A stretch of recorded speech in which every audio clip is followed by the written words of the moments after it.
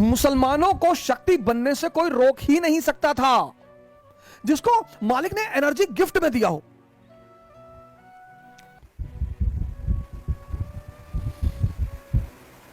जिसको मालिक ने एनर्जी गिफ्ट में दिया हो, वो दूसरे के हुक्म के सहारे जीते हैं।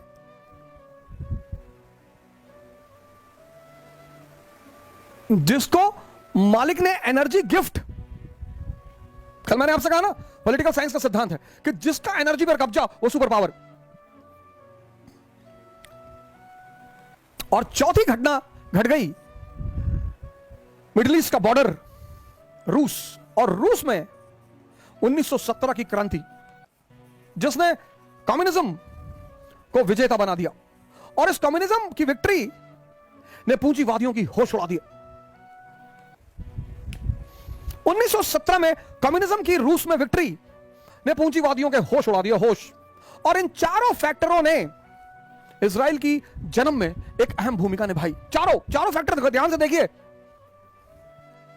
ये चारों फैक्टर,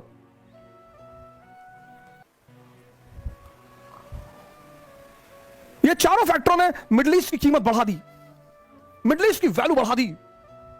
जिसके पास मिडिल ईस्ट, वो दुनिया की सबसे बड़ी ताकत।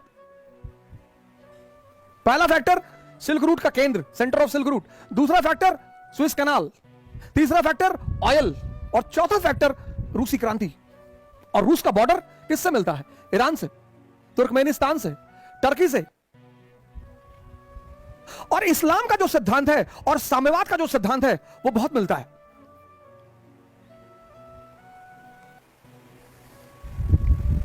हालांकि साम्यवाद का जो आधारभूत सिद्धांत है कि वो कहीं कहीं ईश्वर का भी निषेध करता है, बस वहीं पर मुसलमानों से मतभेद हो जाता है।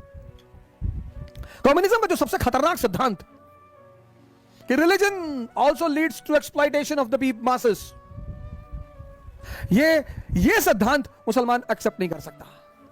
Religion also leads to exploitation of the masses, which principle fear and appeasement. Communism कहता है कि religion uses the principle of fear and appeasement. धर्म जो है भय और प्रलोभन के सिद्धांत का सहारा लेता है। और यह भय और प्रलोभन का जो सिद्धांत है, यह लोगों के शोषण का कारण है। भय किसका? नर्क का। भय किसका? दोजक का। भय किसका? हेल का। 90% तो भय से आगे सीधे खड़े हो गए कि भैया। और प्रलोभन किसका? स्वर्ग का। प्रलोभन किसका? जन्नत का। प्रलोभन किसका? हेवन का। तो 90% तो हेल के डर के आ गए और 8% प्रलोभन में आ गए। 98% पर रिलीजन ने तुरंत कब्जा कर लिया।